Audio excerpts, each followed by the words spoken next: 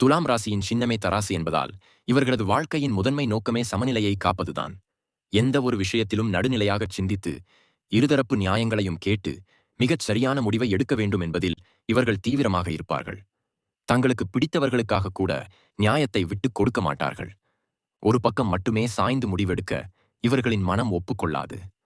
இதனால் சில நேரங்களில் ஒரு சிறிய முடிவை எடுப்பதற்கு கூட அதிக நேரம் எடுத்துக்கொள்வார்கள். எல்லோருக்கும் சமமான நீதி கிடைக்க வேண்டும் என்ற இவர்களின் குணம் இவர்களை சமூகத்தில் ஒரு சிறந்த நடுநிலையாளராகவும் பஞ்சாயத்து செய்பவராகவும் அடையாளப்படுத்தும். அழகு மற்றும் கலைகளின் காரகனான சுக்கிரன் இந்த ராசியின் அதிபதி என்பதால் துலாம் ராசிக்காரர்கள் இயற்கையிலேயே வசீகரமான தோற்றமும் கனிவான பேச்சும் கொண்டவர்களாக இருப்பார்கள். நாகரிகமான உடை உடுத்துவது, தங்களைச் சுற்றியுள்ள இடத்தை அழகாகவும் தூய்மையாகவும் வைத்துக் கொள்வது இவர்களுக்கு மிகவும் பிடிக்கும். கலை, இசை, இலக்கியம் ஆகியவற்றில் இவர்களுக்கு இயல்பாகவே ஆர்வம் இருக்கும். இவர்களிடம் ஒரு காந்த ஈர்ப்பு விசை இருக்கும். இவர்களது மென்மையான அணுகுமுறையும் புன்னகையும் எதிரில் இருப்பவர்களை எளிதில் கவர்ந்துவிடும். கரடுமுரடான வார்த்தைகளையோ அநாகரிகமான செயல்களையோ இவர்கள் முற்றிலும் வெறுப்பார்கள். துலாம் ராசிக்காரர்களின் உலகம் பெரும்பாலும் மற்றவர்களை சார்ந்தே இயங்கும். இவர்களுக்கு தனிமை என்பது சுத்தமாக பிடிக்காது.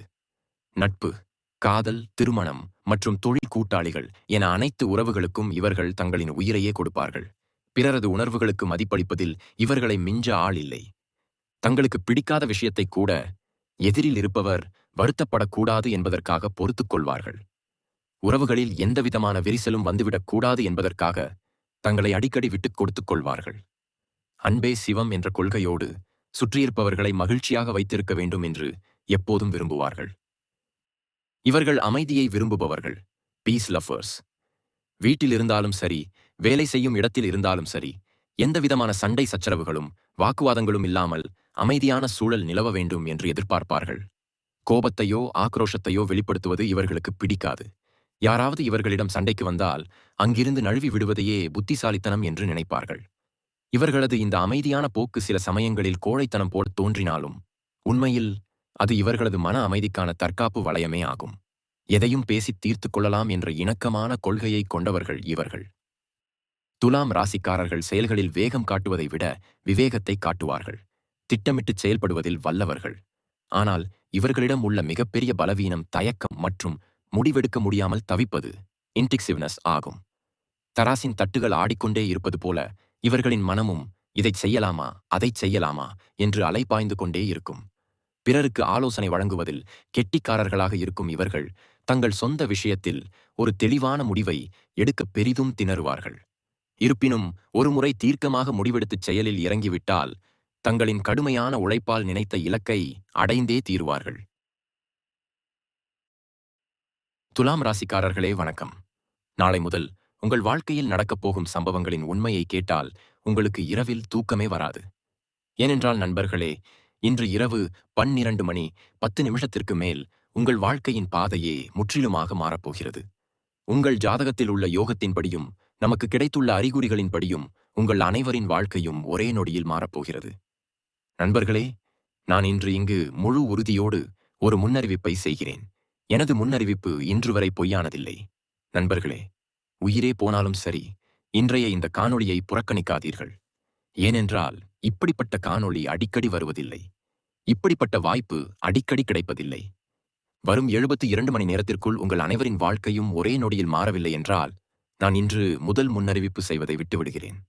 நண்பர்களே, இன்றைய இந்த காணொளி உங்களுக்கு ஒரு வரமாக அமையும். நாளை முதல் உங்கள் வாழ்க்கையில் நடக்கப்போகும் அற்புதத்தை பார்த்து உங்களை சுற்றியுள்ள மக்கள் அதிர்ச்சி அடைவார்கள். அனைவரும் உங்கள் வீட்டிற்கு வருவார்கள். உங்கள் முன்னேற்றத்தையும் வெற்றியையும் பார்த்து அனைவரும் உங்களுக்கு பாராட்டு தெரிவிப்பார்கள். இனி நீங்கள் அனைவருக்கும் இனிப்பு வழங்க வேண்டியிருக்கும். ஏனென்றால் நண்பர்களே, இனி உங்கள் அதிர்ஷ்டத்தின் வேகம் அதிகரிக்கப் போகிறது. குதிரையை விட வேகமாக இனி உங்கள் அதிர்ஷ்டம் ஓடப்போகிறது. நண்பர்களே, வரும் 72 மணி நேரத்திற்குள் உங்கள் வாழ்க்கையில் ஒரு சம்பவம் நடக்கப் போகிறது. இதை பார்த்து கலியுகமே அதிரப்போகிறது. இனி செய்தித்தாள்களில் உங்கள் பெயர் வெளிவரும். உங்கள் முன்னேற்றமும் வெற்றியும் எல்லா இடங்களிலும் பேசப்படும். ஏனென்றால் நாளை முதல் உங்கள் ஜாதகத்தில் மிகப்பெரிய யோகங்கள் உருவாகியுள்ளன. நாளை முதல் இந்த யோகங்கள் உங்கள் அதிர்ஷ்டத்தை முற்றிலுமாக மாற்றிவிடும். நண்பர்களே, இந்த காணொளியை கவனமாக பாருங்கள். துலாம் ராசிக்காரர்களான நீங்கள் அதீத புத்திசாலித்தனமும் அனைவரிடமும் எளிதில் பழகும் குணமும் கொண்டவர்கள். உங்கள் மனதில் உள்ளதை அப்படியே வெளிப்படையாக பேசும் உங்கள் இயல்பையே பலர் தங்களுக்கு சாதகமாக பயன்படுத்தி உங்கள் வார்த்தைகளை திரித்து உங்களுக்கு கெட்ட பெயரை உருவாக்கியிருப்பார்கள். யாராக இருந்தாலும் எளிதில் நம்பிவிடும் உங்களுக்கு இதுவரை ஏமாற்றங்களும் துரோகங்களுமே பரிசாக கிடைத்திருக்கும். ஆனால் இனி அந்த நிலை மாறும். இனி உங்கள் வாழ்க்கையில் செல்வம், சொத்து, வாகனம், பங்களா, பணம் என அனைத்தும் உங்களுக்கு கிடைக்கப் போகிறது. ஆனால் இன்றைய இந்த காணொளியை புறக்கணிக்காமல் இறுதி வரை பார்ப்பவர்களுக்கு மட்டுமே இது கிடைக்கும். நீங்கள் காணொளியை இறுதி வரை பார்த்தால் நண்பர்களே, உங்களை கடவுள் தேர்ந்தெடுத்துள்ளார் என்பதை புரிந்து கொள்ளுங்கள். காணொளியை வேகப்படுத்தி பார்க்கலாம் என்ற எண்ணம் உங்களுக்கு தோன்றினால் நண்பர்களே, நீங்கள் வழியில் தடுமாறுவதற்கே வந்திருக்கிறீர்கள் என்பதையும், நீங்கள் வெறும் கையோடுதான் திரும்புவீர்கள் என்பதையும் புரிந்து கொள்ளுங்கள். ஆனால் நீங்கள் இந்த காணொளியை இறுதி வரை பார்ப்பீர்கள் என்று நான் நம்புகிறேன். காணொளியில் மேலும் செல்வதற்கு முன் உங்கள் பக்தியை வெளிப்படுத்தும்படி நாங்கள் கேட்டுக்கொள்கிறோம். உங்கள் பக்தியை வெளிப்படுத்த விரும்பினால் முழு மனதுடன் ஜெய் ஸ்ரீ ஹனுமான் என்று உச்சரித்து இந்த காணொளிக்கு உங்கள் விருப்பத்தை தெரிவியுங்கள். மேலும் நமக்கு ஆதரவு தாருங்கள். இதை நீங்கள் செய்துவிட்டால் நண்பர்களே, இனி உங்கள் வாழ்க்கை மாறுவதை உலகத்தின் எந்த சக்தியாலும் தடுக்க முடியாது. நண்பர்களே, இன்று நான் உங்களுக்கு முன் சொல்லப்போகும் வார்த்தைகளை வெறும் பொழுதுபோக்குக்காக கேட்காதீர்கள். இதை உங்கள் அதிர்ஷ்டத்தின் முடிவாக நினைத்து கேளுங்கள். நான் அக்னி தேவனையும் ஸ்ரீ அனுமனின் கதையையும் சாட்சியாக வைத்து உறுதி ஏற்கிறேன். இன்று இந்த ஜோதிட நிகழ்ச்சியில் நான் சொன்னவற்றில் ஒன்றாவது உங்கள் வாழ்க்கையில் உண்மையாகவில்லை என்றால் நான் இந்த நொடியில் இருந்தே முன்னறிவிப்பு செய்வதை விட்டுவிடுகிறேன். இது வெறும் வார்த்தை அல்ல, இது என் பிராண சங்கல்பம். இதை எழுதி வைத்துக் கொள்ளுங்கள் நண்பர்களே. ஏனென்றால் வரும் 72 மணி நேரத்திற்குள் உங்கள் வாழ்க்கையில் கலியுகத்தின் அப்படிப்பட்ட ஒரு அற்புதம் நடக்கப் போகிறது. அதை கேட்டால் உங்களுக்கு புல்லரிக்கும். அந்த அற்புதத்தை தடுக்கும் சக்தி இந்த பிரபஞ்சத்தில் யாருக்கும் இல்லை. நண்பர்களே, நீங்கள் உங்கள் அதிர்ஷ்டத்திடம் தோற்றுப் போய்விட்டதாக நினைத்தால், நிறைய உழைத்தும் அதற்கான பலன் எப்போதும் உங்கள் கையை விட்டு நழுவி விடுகிறது என்று நீங்கள் நினைத்தால், அடுத்த சில நிமிடங்கள் என் பேச்சை முழு கவனத்துடனும் கேளுங்கள். இந்த சில நிமிடங்கள் உங்கள் வாழ்க்கையின் திசையை மாற்றக்கூடும். ஏனென்றால் வரும் 72 மணி நேரம் உங்களுக்கு சாதாரணமான நேரம் இல்லை. இது மிகவும் முக்கியமான ஒரு காலகட்டம். இதில் நீங்கள் செய்யும் ஒரு சிறிய தவறு உங்களை இரத்த கண்ணீர் வடிக்கச் செய்யலாம். அதே நேரம் நீங்கள் எடுக்கும் ஒரு சரியான முடிவு உங்களின் 7 தலைமுறைகளின் அதிர்ஷ்டத்தையே மாற்றலாம். இந்த காணொளியை பாதியிலேயே நிறுத்திவிட்டால் உங்கள் அதிர்ஷ்டத்தின் கதவை நீங்களே மூடிவிட்டீர்கள் என்று அர்த்தம். ஆனால் இறுதி வரை நீங்கள் இதை தொடர்ந்து பார்த்தால் உங்கள் வீட்டு வாசலில் மகிழ்ச்சியின் மேல தாளங்கள் ஒலிப்பதை யாராலும் தடுக்க முடியாது. உங்கள் ஜாதகத்தில் தற்போது ராஜயோகம், அமிர்த சித்தியோகம் மற்றும் மகா தாண்டவ யோகம் ஆகியவற்றின் அபூர்வமான சேர்க்கை உருவாகி வருகிறது. இது சுமார் 100 ஆண்டுகளுக்கு பிறகு தோன்றும் ஒரு அரிய நிகழ்வாகும். இந்த யோகங்கள் அவ்வளவு எளிதாக யாருடைய வாழ்க்கையிலும் செயல்படத் தொடங்குவதில்லை. இந்த காணொளியை பார்ப்பது வெறும் தற்செயல் அல்ல, இது ஒரு அறிகுறி. கடவுள் ஒருவருக்கு நன்மையை செய்ய தீர்மானித்துவிட்டால் முதலில் அவர்கள் காதுகளுக்கு செய்தியை அனுப்புவார். இன்று அதே செய்தி உங்கள் காதுகளை வந்தடைகிறது. நீங்கள் இதுவரை வந்திருக்கிறீர்கள் என்றால் இதை இறைவனின் திட்டமாக நினைத்துக் கொள்ளுங்கள். இது வெறும் தற்செயல் அல்ல, இது ஒரு அழைப்பு. இன்று நான் உங்கள் வாழ்க்கையோடு தொடர்புடைய 3 மகா உண்மைகளை வெளிப்படுத்தப் போகிறேன். அதை கேட்டால் உங்கள் ஆன்மாவே நடுங்கும். முதல் உண்மை, உங்களின் மறைந்திருக்கும் எதிரி அழிவது மற்றும் அவர்களின் உண்மையான முகம் வெளிப்படுவது தொடர்பானது. இரண்டாவது உண்மை, உங்களின் 7 தலைமுறைகளாக தொடர்ந்து வரும் வறுமை, அவமானம் மற்றும் கடனின் சங்கிலிகளை உடைக்கப் போகிறது. மூன்றாவது உண்மை மிகவும் ஆழமானது மற்றும் பயங்கரமானது. அதை கேட்பதற்கு முன் மனிதன் தன் மனதை உறுதிப்படுத்திக் கொள்ள வேண்டும். ஏனென்றால் அது நேரடியாக உங்கள் வாழ்வுக்கும் மரணத்திற்கும் இடையில் தொங்கிக் கொண்டிருக்கும் அந்த கண்ணுக்கு தெரியாத ஆபத்தோடு தொடர்புடையது.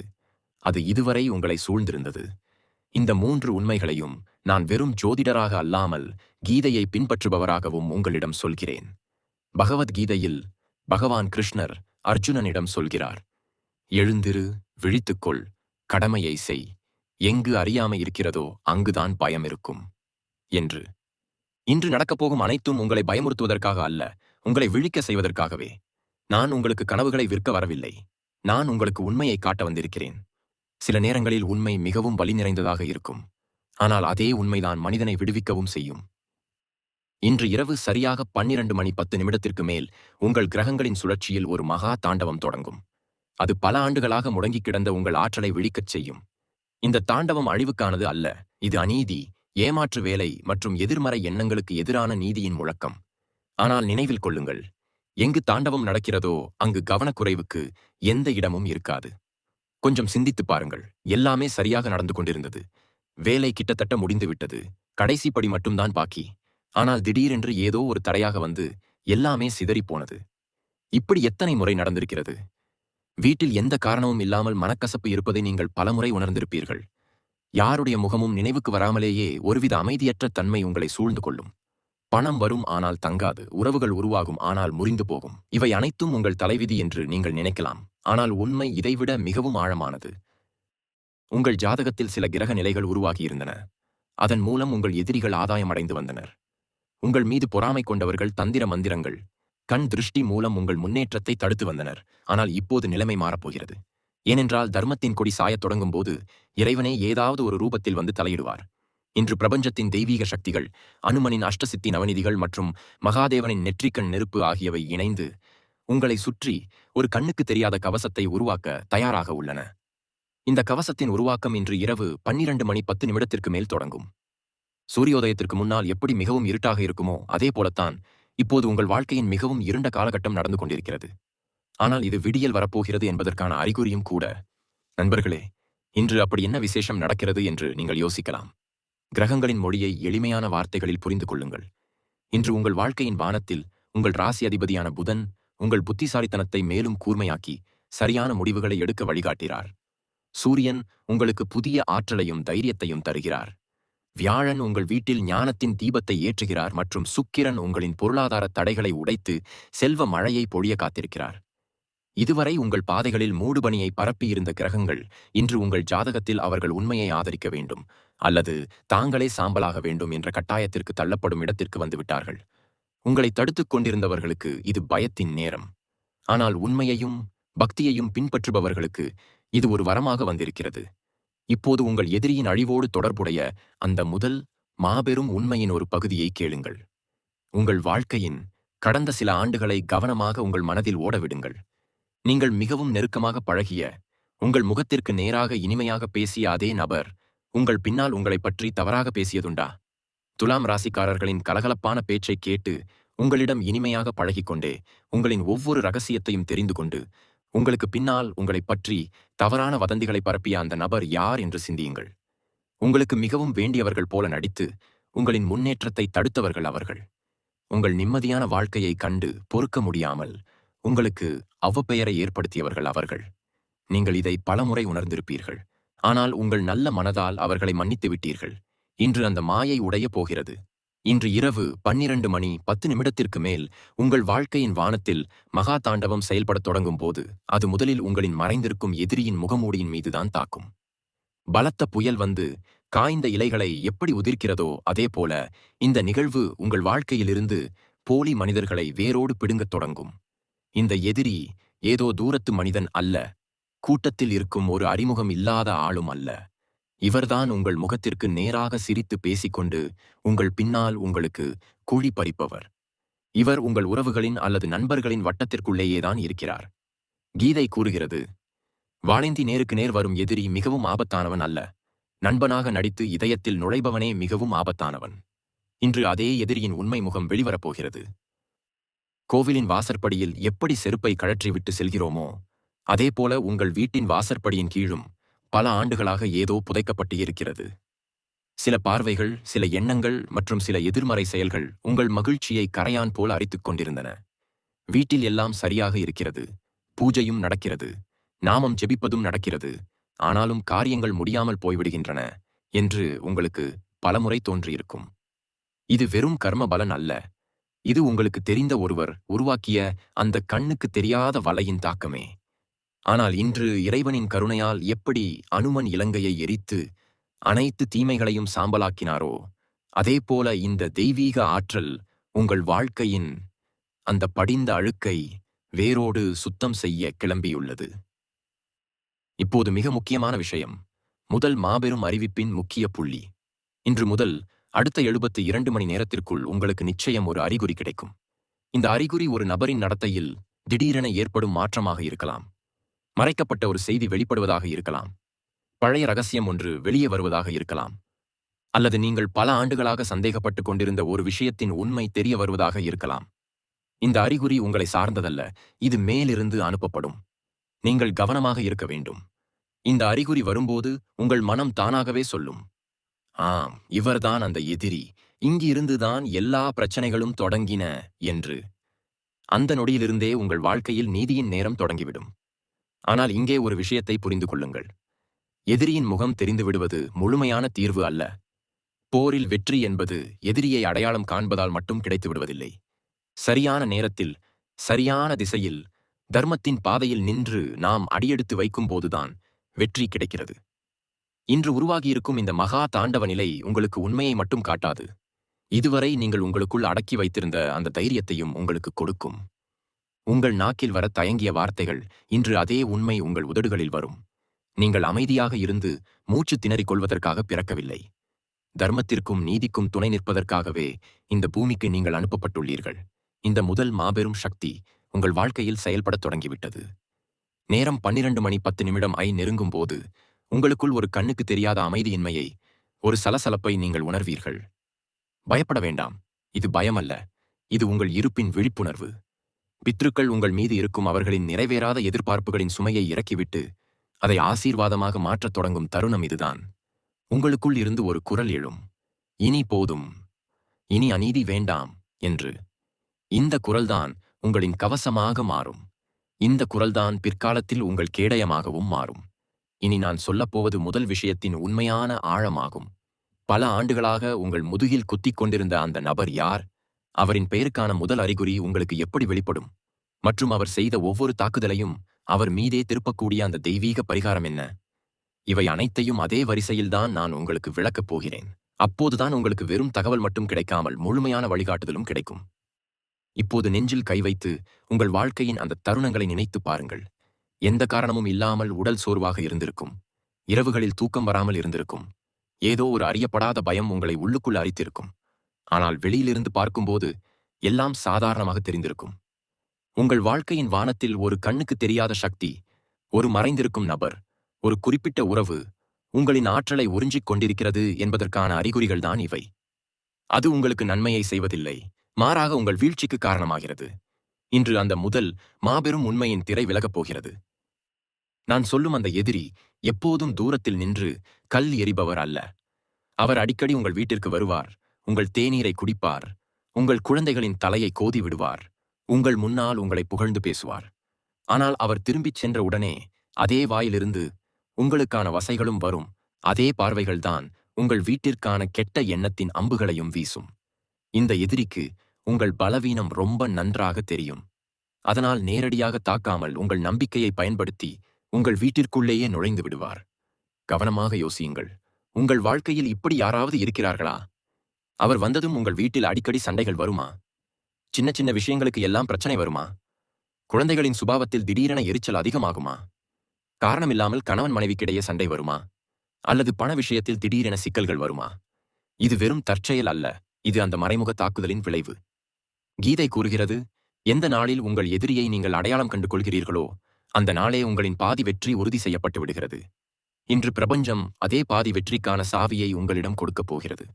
இன்று இரவு 12:10 பிறகு செயல்படத் தொடங்கும் அந்த மகாநிலை முதலில் இதே முகமூடியின் மீதுதான் தாக்கும். இந்த எதிரியை ஏதோ ஒரு எழுத்தைக் கொண்டோ பெயரைக் கொண்டோ அடையாளம் காண முடியாது. மாறாக அவர்களின் சுபாவத்தை வைத்தே அடையாளம் காண முடியும். அவர் முகம் அதே பழைய முகமாகத்தான் இருக்கும். ஆனால் அவரின் நடத்தையில் நீங்கள் காணும் திடீர் மாற்றத்தை உங்களால் கவனிக்காமல் விட முடியாது. ஒருவேளை அவர்கள் திடீரென வாய் தவறி பல ஆண்டுகளாக மறைத்து வைத்திருந்த அந்த ரகசியத்தை உங்கள் முன் உளறிவிடலாம். மூன்றாவது நபரின் மூலமாக அவர்களின் உண்மை முகம் உங்கள் முன் வரலாம். அல்லது அந்த நபரே தமக்கு ஒரு பிரச்சனை வரும்போது உங்களுக்கு பின்னால் செய்த துரோகத்தின் பாரத்தை தாங்க முடியாமல் அவர்களின் நாவிலிருந்து உண்மை வெளிவரலாம். இந்த தருணத்தில் உங்களின் மிகப்பெரிய சோதனை தொடங்கும். பல நேரங்களில் நாம் உண்மையை அறிந்தும் அதை புறக்கணித்து விடுகிறோம். ஏனென்றால் நமக்கு நம்முடைய கற்பனைகள் தான் பிடிக்கும். ஆனால் இன்று நீங்கள் கண்ணை மூடிக்கொண்டால் அபூர்வமாக வரும் இந்த ராஜயோகம் உங்கள் கையை விட்டு நழுவிவிடும் என்பதை புரிந்து கொள்ளுங்கள். ஆகையால்தான் அறிகுறி கிடைத்த உடனே உங்களிடமே நீங்கள் பொய் சொல்லிக் கொள்ளாதீர்கள். மனதில் தெளிவாக ஒப்புக்கொள்ளுங்கள். ஆம், இவர்தான் அந்த நபர், என்னை உள்ளுக்குள் உடைப்பதில் முக்கிய பங்கு வகித்தவர் என்று. அந்த நொடியிலிருந்தே உங்கள் வாழ்க்கையில் கர்மாக்களின் தராசு மாறத் தொடங்கும். இப்போது கேள்வி என்னவென்றால், இந்த எதிரியின் தாக்குதலை எப்படி திருப்புவது? கீதையின் அறிவு நமக்கு பழிவாங்க கற்றுக் கொடுக்கவில்லை. மாறாக தர்மத்தின் வழியில் உறுதியாக நிற்கவே கற்றுக் கொடுக்கிறது. எனவே நீங்கள் யாரோடும் சண்டையிடவோ, பழிவாங்கவோ அல்லது கெட்ட வார்த்தைகளால் திட்டவோ தேவையில்லை. மாறாக உங்களைச் சுற்றி அப்படிப்பட்ட ஒரு தெய்வீக கவசத்தை உருவாக்க வேண்டும். அதனால் அவர்களால் வீசப்படும் ஒவ்வொரு எதிர்மறை எண்ணமும் அவர்கள் மீதே திரும்பிச் செல்லும். இதற்காக இன்று இரவு முதல் தொடங்கக்கூடிய ஒரு சிறிய, ஆனால் மிகவும் சக்தி வாய்ந்த விதியை உங்கள் வாழ்க்கையில் கடைபிடியுங்கள். கடிகாரம் இரவு 12ஐ நெருங்கும் போது ஒரு சிறிய அகல் விளக்கில் சிறிது கற்பூரத்தோடு 2 கிராம்புகளை வைத்து உங்கள் வீட்டின் வாசலில் ஏற்றுங்கள். பெரிய பூஜை எதுவும் தேவையில்லை. உண்மையான பக்தி மட்டுமே தேவை. கண்களை மூடிக்கொண்டு ஸ்ரீ அனுமனை நினைத்துக் கொள்ளுங்கள். பின்னர் மனதிற்குள் இப்படி சொல்லுங்கள்: